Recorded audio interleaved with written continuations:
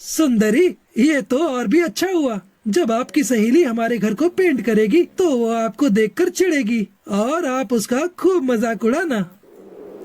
हाँ कालू जी, ये तो मैंने सोचा ही नहीं। आने दो उसे। कल अच्छा सबक नहीं सिखाया तो मेरा नाम भी सुंदरी नहीं। सुंदरी, हम उस चिड़िया से काम भी करा लेंगे और पैसे भी नहीं देंगे। भला वो गरीब हमारा क्या कर सकती है।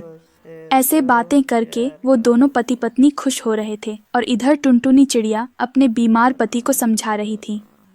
बस टुन्नू जी, थोड़े दिनों की बात है, फिर आप एकदम स्वस्थ हो जाएंगी।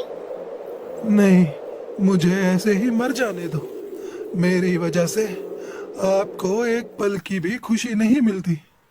बस काम करा करा के मैंने आपकी जिंदगी खराब कर दी है।